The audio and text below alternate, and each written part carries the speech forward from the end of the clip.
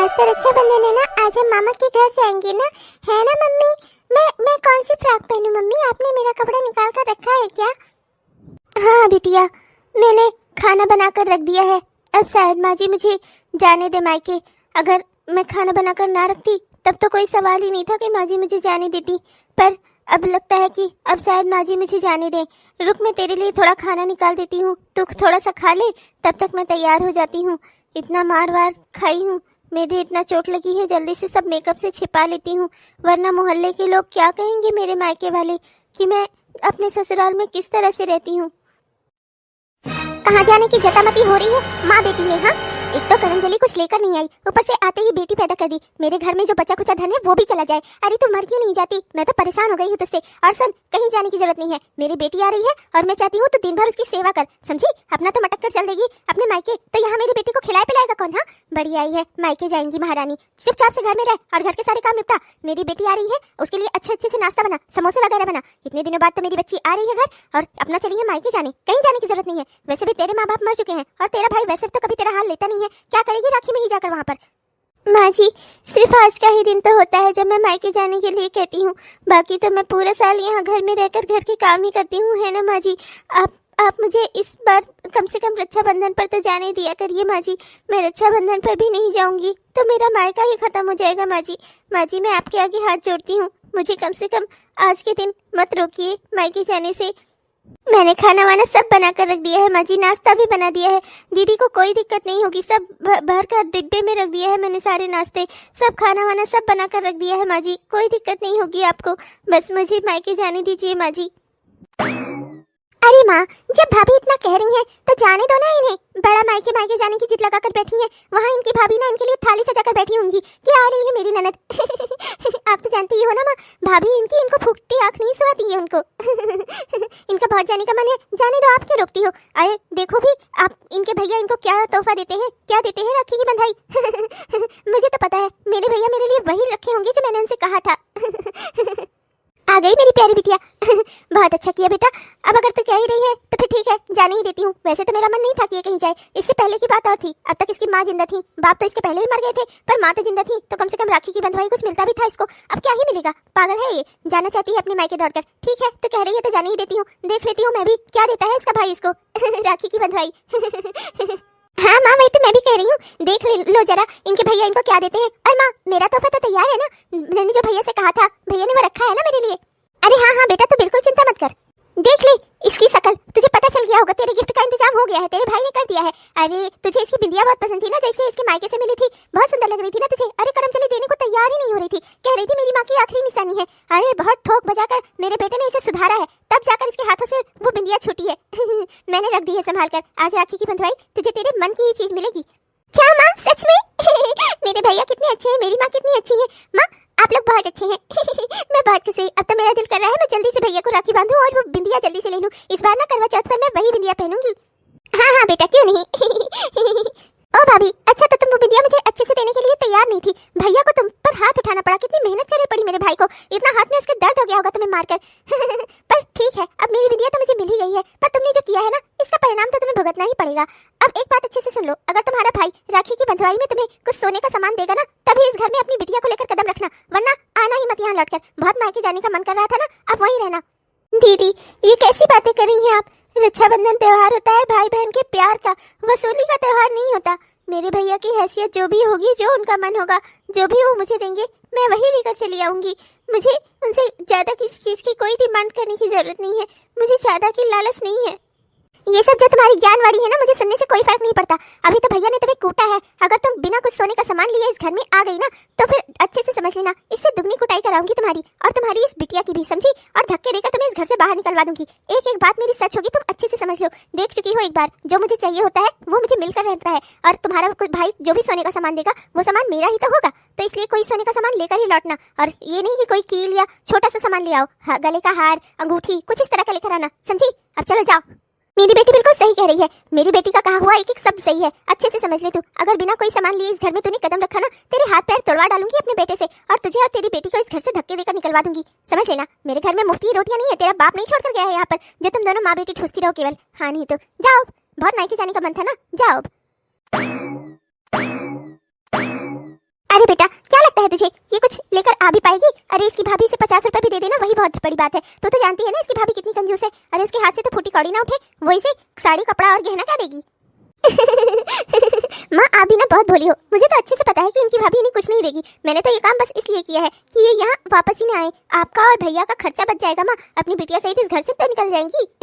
इनकी भाभी इन्हें कुछ देंगी नहीं और बिना कुछ लिए इस घर में वापस आने की इनकी हिम्मत नहीं होगी। कल रात वाली मार ये भूल नहीं सकती ना। अरे वाह मेरी बेटी तो कितनी समझदार है। चल राखी बांधने का इंतजाम कर। रविंदर से कहकर मैंने पहले ही तेरे लिए मिठाइयाँ मंगा दी है। आ बस राखी बांध ले तू। तेरी थाली वाली सब मैं तैयार करवा दे रही हूँ। चल बेटा चल। अच्छा माँ आपने मेरी फेवरेट वाली लक्ष्मी नारायण वाली दुकान से मंगाई है ना मिठाइयाँ? हाँ हाँ बेटा उसी दुकान से। सब तेरी पसंद का है, छेना है, रसगुल्ला है, सूखी मिठाइयाँ है, सब तेरे मन का है। चल। भाभी मैं भैया को राखी बांधने आई थी रक्षाबंधन में। भैया कहाँ है भाभी? भाभी भैया को बुला दीजिए, राखी बांध लूँ मैं। वो आपके भैया ना वो घर पे ही नहीं है। बहुत जरूरी काम था, सुबह से ही चले गए हैं कहीं। वो घर पे नहीं है। आज तो छुट्टी होती है ना भाभी रक्षाबंधन की। आज कहाँ काम आ गया भैया को। और आप भी तो तैयार हैं, मतलब कि आप अपने मायके से होकर आई होंगी है ना भाभी? भाभी भैया को बुला दीजिए, मैं बस राखी बांधकर फिर चली जाऊंगी। अरे मैंने कह दिया ना घर पे नहीं है तो मतलब नहीं है। अब क्या मैं छिपा कर रख लूंगी उन्हें? कोई सामान है क्या वो जो मैं अपने बटुए में डालकर रख लूंगी उन्हें? बड़ी आई हो बोलने। अब साल में एक दिन आती हो, उसमें भी तुम्हें हर चीज छिपी हुई दिखती है। अब जाओ यहाँ से। पर मामी मामा की गाड़ी तो बाहर खड़ी है, फिर आप ऐसा क्यों कह रही हैं? बिना गाड़ी के मामा कहाँ जाएंगे? ए चवन्नी तो चुप। बड़ी आई है, मामी से सवाल करेगी। जब दो बड़े आपस में बात कर रहे हो तब बच्चों को बीच में नहीं बोलना चाहिए। इतना भी तमीज नहीं है तुझे? तेरी माँ ने कुछ सिखाया हो तब ना, तभी तो ससुराल में कूटी जाती है ये। अरे क्या हुआ भाग्यवान, किस पर चिल्ला रही हो? क्या हुआ, क्या बात हो गई? ये आदमी ना जरा देर अंदर नहीं रह सकता। अरे कुछ नहीं, बस ऐसे ही। ये तुम्हारी बहन आई हुई थी राखी बांधने। मैंने सोचा क्या करनी है तुम्हें डिस्टर्ब करूं, तुम सो रहे थे तो मैंने इससे कह दिया कि तुम हो ही नहीं घर पे। बस राखी रख के जाने को तैयार ही नहीं थी। मिलना जो था अपने भाई से। लो मिल लो भाई बहन। अरे बहन तू राखी बांधने आई है, ले बांध ले। अरे तुझे इतनी चोट कैसे लगी? फिर तेरे ससुराल वालों ने तुझे मारा क्या? उन लोगों की इतनी हिम्मत हो गई है, फिर उन्होंने मेरी बहन पर हाथ उठाया। तूने मुझे बताया क्यों नहीं? भैया वो उन लोगों ने। इधर आइए, आप इधर आइए पहले। अरे क्या है भाग्यवान, बहन आई है, हालचाल तो लेने दो। क्या हुआ, क्या बात हो गई? क्यों इतना खींचतानी मचा रही हो? क्या है, क्या है? हाँ अरे पागल हो गए हैं क्या? क्यों हालचाल ले रहे हैं अपनी बहन का? हाँ अरे उन लोगों ने इसे मारा हो, कूटा हो, आपको क्या पड़ी है? पुलिस में जाएंगे केस दर्ज करवाने या जाएंगे इसके ससुराल में इसकी ओर से लाठी लड़ने? हाँ नहीं तो देखिए, अब आपके माँ बाप रह नहीं गए और मैं अपने लिए कोई फालतू की टेंशन चाहती नहीं, समझे? इसीलिए मैं आपको मिलने से इसे मना कर रही थी। मैंने सोचा बाहर से ही ऐसे टरका दूंगी चली जाएगी, पर नहीं, आप तो कूद के मेढकों की तरह बाहर आ गए। तब आ गए हैं तो राखी बंधवाइए चुपचाप और इन्हें चलता करिए, समझे? ज्यादा कुछ इन्हें देने की या संपत्ति करने की कोई जरूरत नहीं है। और आपको क्या लगता है आप जाएंगे इनकी ससुराल में इनकी ओर से हिमायती करने? हाँ और वो लोग जो दान दहेज मांगेंगे दे पाएंगे आप? तो कुछ नहीं कर पाएंगे। बस चुपचाप अपने काम से काम रखिए। यहाँ इंसान की जिंदगी में खुद में इतनी झंझट पड़ी है, जाए बाहर वालों का मामला सॉल्व करने। आपकी तो बुद्धि है नहीं। बहुत ज्यादा अगर पैसे हो रहे हो ना तो मुझे दे दीजिए। वैसे भी मेरे पार्लर का खर्चा ही कम पड़ रहा है। अच्छा ठीक है, नहीं जा रहा मैं कहीं, पर चलो ठीक है, राखी तो बंधवाने दो मुझे। कम से कम नहीं जा रहा मैं कहीं उसकी ओर से लाठी लड़ने, और ना ही मैं उसका हाल चाल ले रहा हूँ। कम से कम राखी तो बंधवा लेने दो मुझे। और जहां तक सवाल है राखी बंधवाने का, तो वो तो मेरी बहन है ना, तो उतना तो मुझे करना ही पड़ेगा। और कल वो नई वाली साड़ी लाकर रखा था ना मैं, वो साड़ी ले आओ, और उसके साथ में एक पायल भी रखी थी वो ले आओ। ले आओ, इसे दे दूं, अपना राखी बांध कर जाए। हाँ हाँ दानवीर कर्ण, मेरे लिए तो आपके इस पास से कुछ 1 रुपया भी नहीं निकलता। वो साड़ी इतनी सुंदर सी है जो अभी आप परसों लेकर आए हैं, मैं उसे आपकी बहन को नहीं देने दूंगी। वो मुझे पसंद है, वो साड़ी मैं रखूंगी। आपकी बहन को 50 रुपए देकर टिका दो। और वैसे भी आती ही क्यों है बार बार यहाँ राखी बांधने? और अभी ज्यादा देर अगर आप कुछ अच्छा अच्छा इन्हें सामान दोगे ना तो यही खा पी कर भी जाएंगी। मैं इन्हें कुछ खिलाने पिलाने वाली नहीं हूँ। मैं तो अपना खुद अपने मायके से खाकर आई हूँ, और रात का खाना मैं रेस्टोरेंट में जाकर खाऊंगी। घर पर तो मैं कुछ बनाने वाली भी नहीं हूँ, और ना ही मैं इन्हें बनाने दूंगी। मेरे घर का राशन फालतू नहीं है जो ये और इनकी बेटी ठूस ठूस के खाए। आज एक दिन आप उनकी मदद कर देंगे, रोज आकर यहीं पड़ी रहेंगी। इनके ससुराल वाले तो इन्हें देखना नहीं चाहते, तो रोज जाकर यहीं पड़ी रहेंगी। अब आप अच्छे से समझ लीजिए, मैं तो खुद नहीं चाहती यहाँ पर है। और वैसे भी इनके आने से यहाँ फायदा ही क्या है? बस 50 रुपए दे दो, रक्षाबंधन के नाम पे वही बहुत है। और लेकर ही क्या आई है, देख नहीं रहे हैं? थाली में एक लड्डू है, बस वही लड्डू के लिए आप ही उतनी महंगी साड़ी देंगे? मैं ऐसा होने नहीं दूंगी। अरे मगर इतना अच्छा लगता है क्या? वो इतनी दूर से आई है और उसकी हालत देखो। एक साड़ी ही तो है, दे दो, मत दो वो पायल तुम। साड़ी ही दे दो कम से कम। मैं कुछ नहीं देने वाली, एक फूटी कौड़ी नहीं देने वाली, समझे आप? बस 50 रुपए दे रही हूँ ना, वही बहुत है। और अगर आपने ज्यादा जिद की ना तो मुझसे बुरा कोई होगा नहीं। अब आप अच्छे से समझ लीजिए, अपनी बहन चाहिए या अपनी बीवी? अच्छा ठीक है, जो तुम्हारा दिल करे। अब कम से कम राखी तो बंधवा लेने दो। हाथ छोड़ो मेरा। ले बहन, बांध ले राखी। भैया भैया प्लीज मेरी मदद करिए भैया। उस घर में वो लोग मुझे बहुत मारते पीटते हैं भैया। कोई मुझे वहाँ रहने नहीं देना चाहता भैया। बहुत मुश्किल से मैं यहाँ आई हूँ आपको राखी बांधने। भैया प्लीज प्लीज मेरी मदद करिए भैया। मेरी सासू माँ ने कहा है कि अगर आपने मुझे कोई सोने का सामान नहीं दिया तो वो मुझे इस घर में घुसने नहीं देंगी। वो मेरी बेटी के साथ मुझे बाहर निकाल देंगी घर से। भैया आप उनसे बात करिए, उन्हें समझाइए ना भैया, प्लीज मेरी मदद करिए। राखी तो रक्षा का त्योहार होता है ना भैया। भैया मैं आपकी बहन, आपसे इतनी उम्मीद तो कर ही सकती है ना। राखी के अवसर पर आप मुझे यही तोहफा दे दीजिए, मुझे और कुछ नहीं चाहिए भैया। इधर आइए, आप इधर हटिए जरा। और आप दीदी, बस बहुत हो गया, बहुत देर से देख ली आपकी, बस बात कर लिया आपने। आपके भैया आप चाहे आपकी ओर से लाठी लड़ने, हाँ राखी पर ये आप तोहफा मांगने आई हैं। मेरे पति के पास बहुत काम है, उन्हें किसी के यहाँ कानूनी लड़ाई लड़ने या फिर किसी के ससुराल वालों को जाकर समझाने का कोई समय नहीं है, समझिए आप। आपका मामला है, आप खुद अपना समझाओ, अपना सुलझाओ। अब उसमें मेरे पति क्या करें? माँ जी और पिताजी मर गए, अब हम लोग आपकी देखभाल नहीं कर पाएंगे, अच्छे से समझ लो आप। अब आप ससुराल में कुछ ऐसा करो ही ना कि कूटी जाओ। हाँ इसमें मैं और मेरे पति क्या ही कर सकते हैं? ये रोज रोज जाकर आपका वहाँ मामला सुलझाएं, बस यही एक काम रह गया है इनके पास। रहने दो, अगर राखी के बदले में आपको ऐसा तोहफा चाहिए तो रहने ही दो, जाओ यहाँ से। अच्छा ठीक है भाभी, कोई बात नहीं, भैया को राखी बांध लेने दीजिए मुझे, मैं कुछ नहीं मांगूंगी। मांग तो लिया, बहुत बड़ा मुंह खोल दिया तुमने। सोने की चीज थी या जाकर तुम्हारे ससुराल में तुम्हारी वकालत करे, दोनों में से एक भी काम ही नहीं कर पाएंगे। ये ना तुम्हारी राखी बंधवाने के लायक ही नहीं है, इसलिए तुम चली जाओ यहाँ से, समझी? अपनी बिटिया का हाथ पकड़ो और जाओ यहाँ से। भैया भैया देखो ना, भाभी मुझे यहाँ से निकाल रही है भैया। राखी तो बंधवा लो भैया कम से कम। ओ हेलो, ये मेरा घर है, यहाँ कौन खड़ा होगा कौन नहीं ये तुम्हारे भैया नहीं तय करेंगे। तुम्हारे अम्मा बाबूजी नहीं है अब यहाँ, अब इस घर की मालकिन मैं हूँ और तुम्हारे भैया कुछ मुझे कह नहीं सकते। चलो जाओ यहाँ से, बहुत हो गया, भाई बहन का रिश्ता आज से खत्म। अब मत आना राखी बांधने, लेकर अपनी बिटिया निकलो मेरे घर से, जाओ यहाँ से। मामी ऐसा मत करिए। मामी मामी दादी मम्मी को बहुत मारेंगी, मामी प्लीज ऐसा मत करिए। अच्छा ठीक है भाभी, मैं राखी भी नहीं बांधूंगी, पर कल से हम लोगों ने कुछ खाया नहीं है, घर में खाना बनाया पर माँ जी ने हमें खाने नहीं दिया। भाभी मुझे मत दीजिए, कम से कम मेरी बच्ची को तो कुछ खिला दीजिए। हाँ हाँ, मैं अभी बाहर से कुछ लिए आता हूँ, रुको 2 मिनट। तुम चुप करो, बहुत पैसा हुआ है तुम्हारे अपनी बहन पर लुटाने के लिए, बाहर से कुछ ले आता हूँ। हाँ बस इसी के लिए तो हम लोग बैठे हैं, यहाँ भंडारा चल रहा है ना, हर मुफ्तखोर को खिलाना है यहाँ पर। और तुम निकलो यहाँ से, तो चलो जाओ, भागो यहाँ से। तुम ना ऐसे नहीं जाओगी, तुम्हें धक्के देकर निकालना पड़ेगा, चलो भागो चलो। अरे यार, राखी ही बंधवा लेने दिया होता। अबे मोहल्ले में कोई देखेगा तो कितनी बेइज्जती होगी कि बहन आई थी राखी लेकर और भाई को राखी तक नहीं बांधने दी तुमने। तुम चुप करो, बड़े आए हैं मोहल्ले वालों की वकालत करने। मैं कुछ भी कह दूंगी उन्हें, कह दूंगी कि सोना मांग रही थी, हमारे पास नहीं है इतना गहना देने को, तो नहीं बांधी रखी और चली गई मुंह फुलाकर। इसमें हम क्या करें? तुम मुझे ना सिखाओ नहीं, मुझे सब कुछ पता है, मुझे कैसे हैंडल करना है मोहल्ले वालों को, तुम्हें बताने की जरूरत नहीं है। तुम बस अपनी नाक ज्यादा अपनी बहन के मामलों में मत घुसाओ, बहुत उसकी पैरवी मत करो, समझे? वरना जिंदगी भर यही करने के लायक रहोगे, जिंदगी भर इसके ससुराल जाना और वहाँ पैसे दे देकर आना। तुम्हारे तो कोई परिवार है नहीं ना, तो मेरे घर जाने की हिम्मत हो रही है, ना ही अब कहीं और जाने की। समझ नहीं आ रहा मैं कहाँ जाऊँ। भाभी ने तो हमें राखी तक नहीं बांधने दी, सारी राखी थाली सब कुछ गिर गई भाभी के धक्का मुक्की में, कुछ भी नहीं रह गया मेरे पास। एक लड्डू लेकर आई थी, सोचा था यही भाई को खिलाकर उसी से राखी बांधूंगी, वो लड्डू भी भाभी के धक्का मुक्की में गिर गया, वरना मैं अपनी बेटी को कम से कम खिलाकर उसे पानी तो पिला देती। कल से मेरी बच्ची भूखी है, मैं क्या करूं भगवान, आपने मुझे इतना मजबूर क्यों बनाया? दुनिया भर की औरतों के पति उनकी बात सुनते हैं, पर मेरे पति तो वही बोलते हैं जो उनकी माँ बोलती है, वो तो खुद अपनी बेटी और अपनी पत्नी से नफरत करते हैं।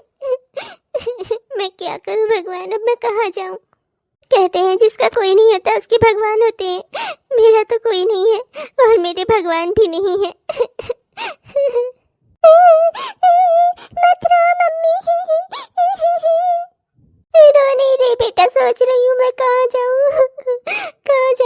दोनों।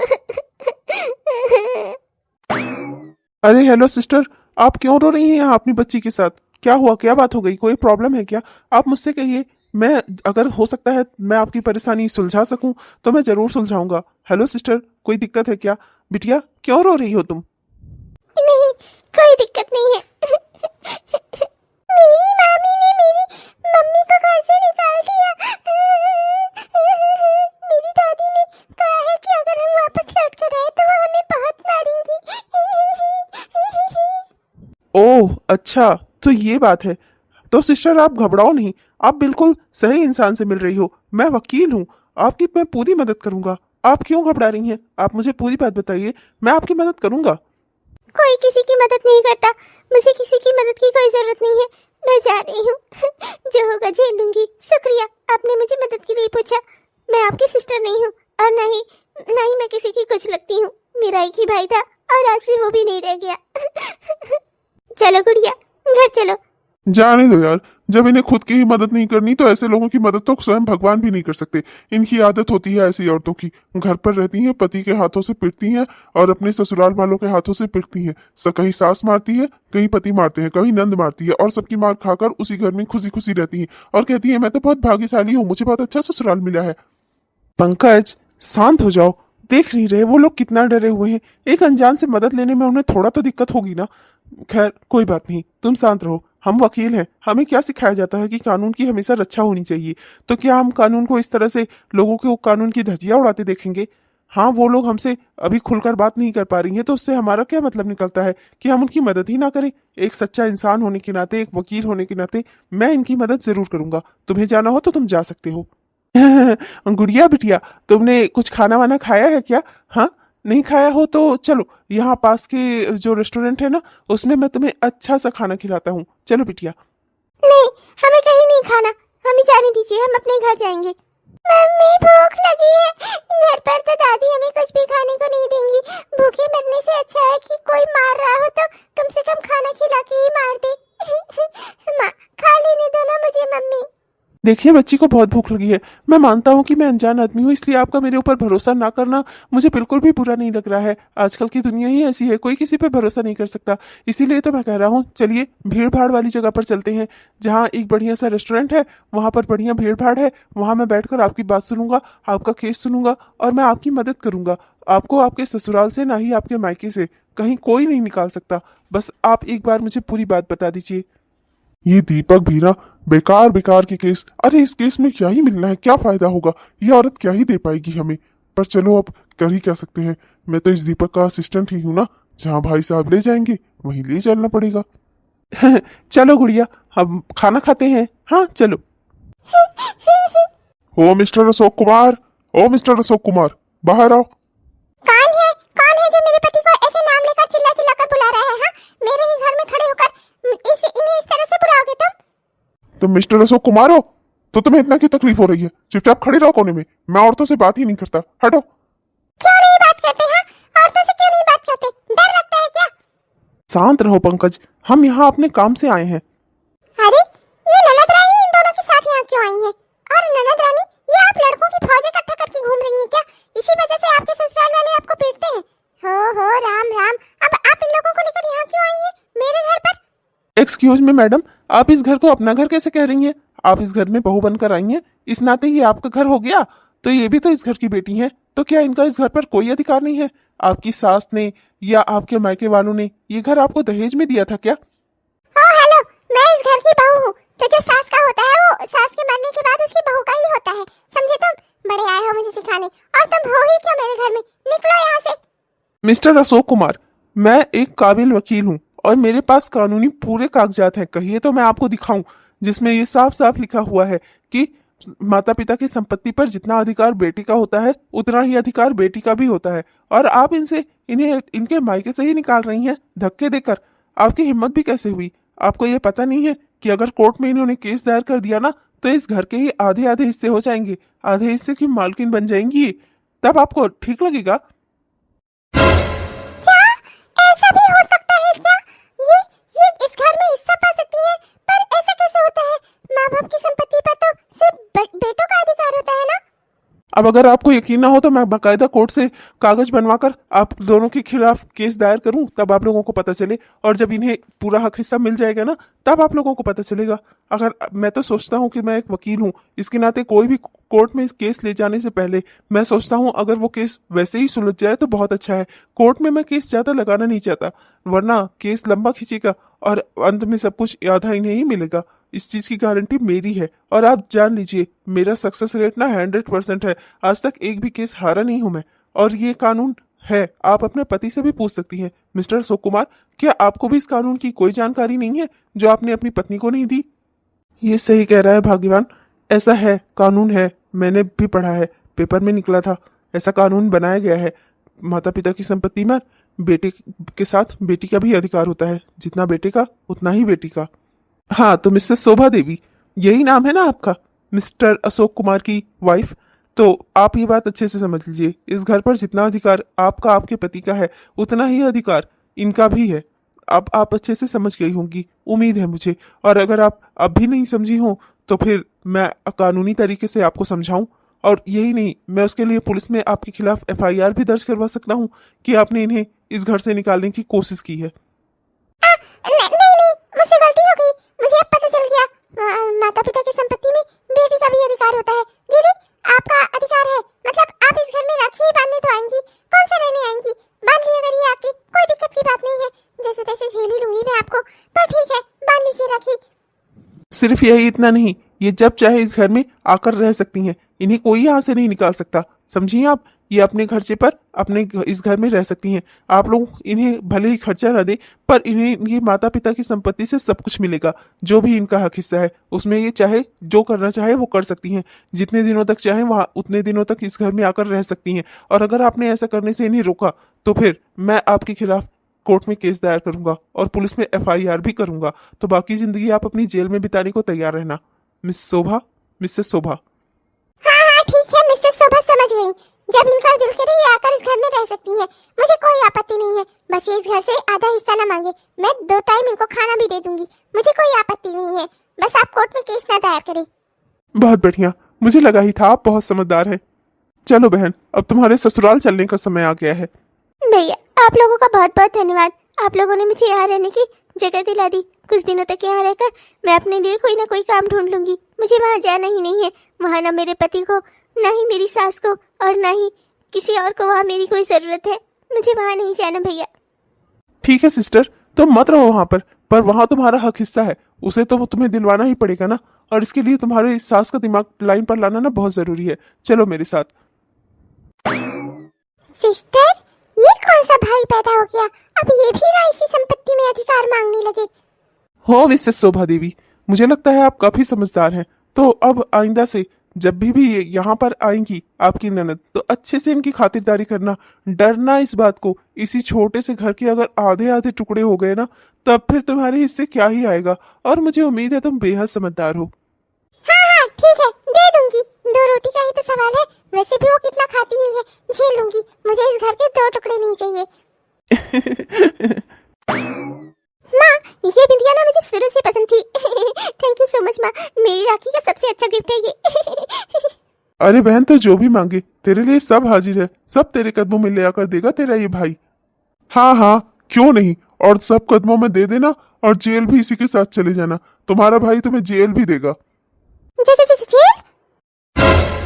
कौन हो तुम, और इस तरह से कैसे बकवास बात कर रहे हो? मेरी माँ बहन को जेल करवाने की बात कर रहे हो तुम? अरे हो कौन तुम, और मेरे घर में घुसकर ऐसी अनाप शनाप बोलने की तुम्हारी हिम्मत कैसे पड़ी? क्यों, तुम अपनी बहन के लिए उसके कदमों में दुनिया रखने को हाजिर हो, तो क्या मैं अपनी बहन के लिए यहाँ खड़ा भी नहीं होऊंगा? मैं भाई हूं इनका, समझे तुम? और तुमने जो तकलीफ मेरी बहन को दी है ना, तुमने और तुम्हारी माँ ने मिलकर मेरी बहन पर हाथ उठाया है। तुम लोगों को ना मैं ऐसे छोड़ने वाला नहीं हूँ। मैंने ना अपनी बहन का मेडिकल टेस्ट करवाया है, उसकी रिपोर्ट है मेरे पास। मैं जा रहा हूँ पुलिस में, जाकर FIR दर्ज कराऊंगा तुम लोग के खिलाफ। और पूरा परिवार जेल में बैठकर चक्की पीसने के लिए तैयार हो जाओ। घरेलू हिंसा के इल्जाम में ना तुम लोगों को कम से कम कुछ नहीं तो 7 साल की कैद तो मैं करवाऊंगा ही। उन 7 सालों में ना मेरी बहन इस घर में आराम से रहेगी। बहन, ये कौन सा भाई पैदा हो गया इसका? मैंने तो तुम्हें शादी में कहीं नहीं देखा था, तुम कहाँ से आ टपके? मेरी बहन ये है और मैं इनका भाई हूँ। उस रिश्ते को मुझे आपको समझाने की जरूरत नहीं है, समझिए आप। और एक बात आपको और बता दूं, इनका भाई होने के साथ साथ मैं एक काबिल वकील भी हूँ। और ये भी जान लीजिए आप कि आज तक मैं एक भी केस अपनी जिंदगी में हारा नहीं हूँ। और आपने लोगों ने जो मिलकर मेरी बहन के साथ किया है ना, इसके लिए मैं आप लोगों को कभी माफ नहीं करूंगा। आप अच्छे से समझ सकती हैं एक भाई के दिल पर क्या बीतती है अगर उसकी बहन के शरीर पर एक खरोच भी उस किसी और की दी हुई आए तो। और आप लोगों ने तो मेरी बहन को पीट पीट कर उसके शरीर पर अनगिनत घाव दिए हैं, कुछ नए कुछ पुराने। सबका मेडिकल टेस्ट करवाया है मैंने, सबकी रिपोर्ट है मेरे पास। मैं जा रहा हूँ पुलिस में, जाकर एफआईआर दर्ज कराऊंगा। जब पुलिस वाले उसी तरह से आप लोगों को मारे पीटेंगे ना, तब आप लोगों को समझ में आएगा कि कानून क्या होती है, कानून चीज क्या होती है। आप लोगों को बहुत शौक है ना कानून को हाथ में लेने का, बड़ा शौक है ना पैसे का, पैसे के में घूमने का, पैसे चाहने का। अपनी बहू को पैसे के लिए आप लोग प्रताड़ित करते हैं, दहेज मांगते हैं उससे।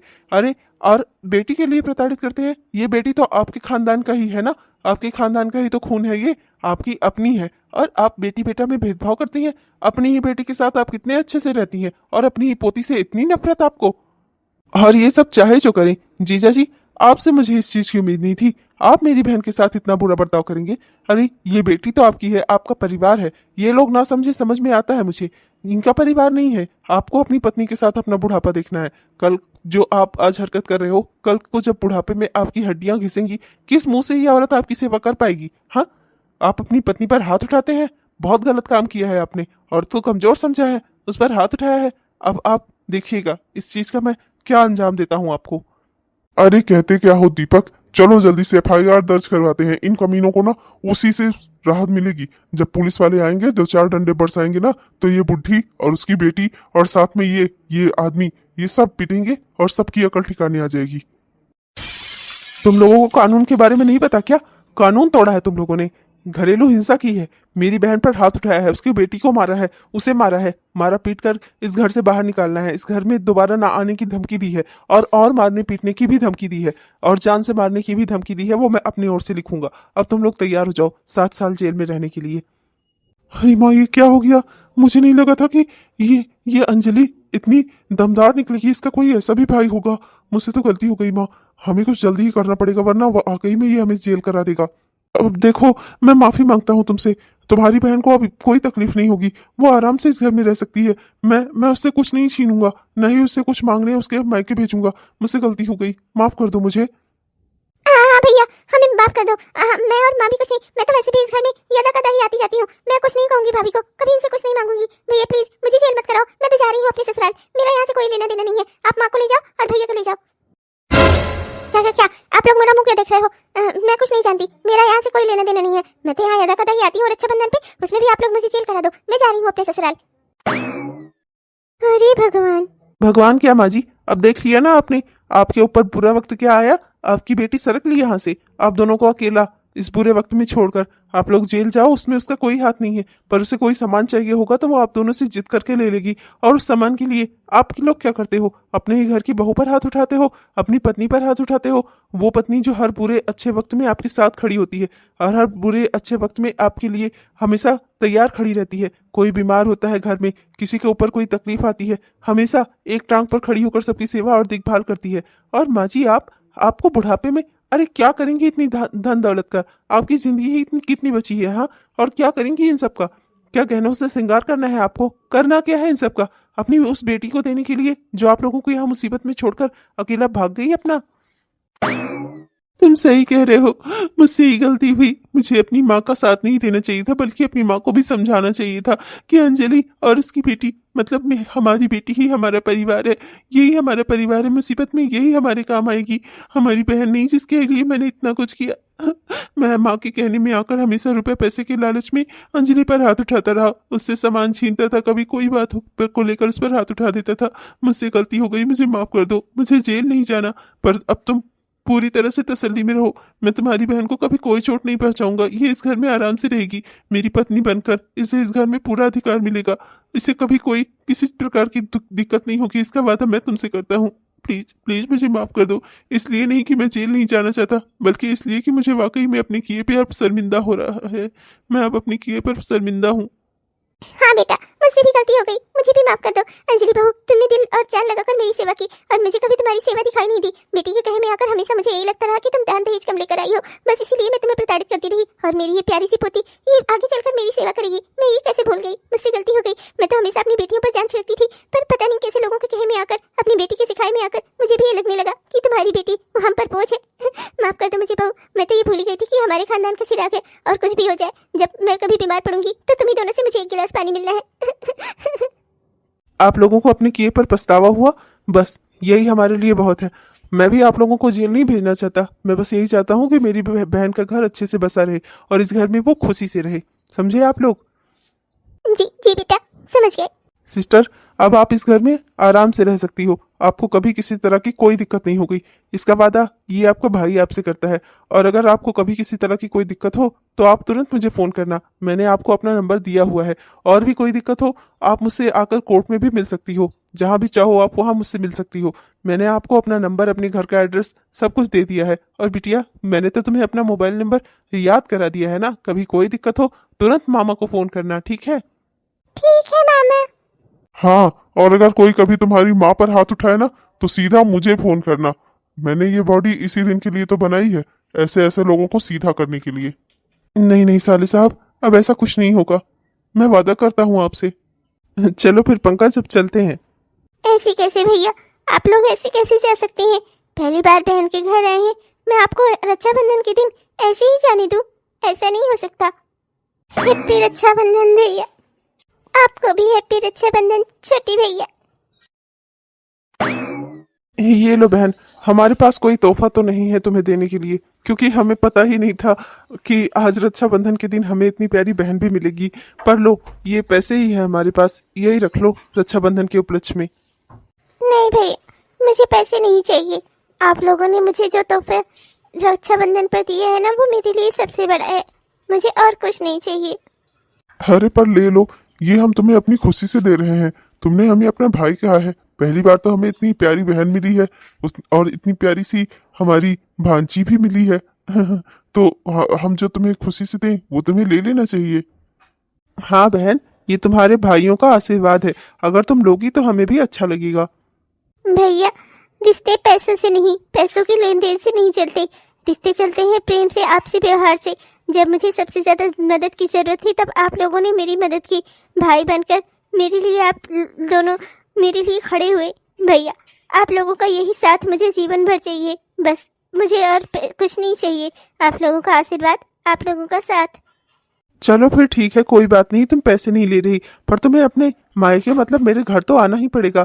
तुम्हारी भाभी का भी फोन आया था, मैंने उन्हें तुम्हारे बारे में बताया, बहुत खुश हो रही थी और वो कह रही थी कि ननद जी से कह दो कि अपने पूरे परिवार के साथ हमारे घर आए। ठीक है, तो तुम्हें अब अपने इस मायके भी आना ही होगा। हाँ हाँ, क्यों नहीं, जरूर आऊंगी। मेरी भाभी ने जो मुझे बुलाया है। और पंकज भैया, आप मुझे नहीं बुलाओगे क्या अपने घर? बहन, अभी तुम्हारी कोई भाभी है ही नहीं, तो फिर तुम्हारी खातिरदारी कौन ही करेगा। मैं तो अपना आवारा पंछी हूँ, आज इस डाल कल उस डाल, कहीं किराए का मकान मिलता है वहां रह लेता हूँ, फिर वहां से निकाला जाता हूँ, दूसरी जगह चला जाता हूँ। क्या है ना कि काम ही ऐसा है वकालत वाला, अक्सर लोग चिढ़ जाते हैं मुझसे। कोई बात नहीं, अब आपकी बहन आ गई है ना, अब मैं जल्दी ही आपका भी घर बसवा दूंगी। हाँ, ये बात तो तुमने बहुत अच्छी कही।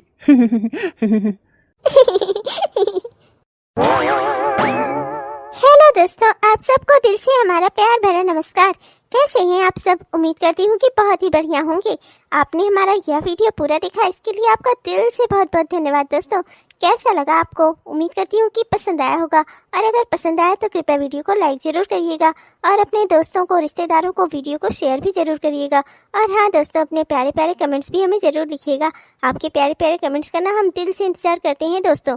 तब तक के लिए चलती हूँ दोस्तों। और हाँ दोस्तों, एक ज़रूरी बात, हमारे जिन भी दोस्तों ने अभी तक हमारे इस चैनल को सब्सक्राइब नहीं किया है, कृपया सब्सक्राइब कर लीजिए दोस्तों, जिससे हमारे इस तरह के वीडियोस आप तक हर दिन पहुंचते रहें। तब तक के लिए चलती हूँ दोस्तों, मिलती हूँ आपसे कल के वीडियो में। और हाँ दोस्तों, आप सबको हमारे पूरे परिवार की ओर से, आप सबके पूरे परिवार को रक्षाबंधन की ढेर सारी शुभकामनाएं। आप सभी का रक्षाबंधन खूब अच्छे से मने, खूब आप लोग एंजॉय करें। तब तक के लिए चलते हैं दोस्तों, मिलेंगे आपसे कल के वीडियो में। तब तक के लिए बाय बाय।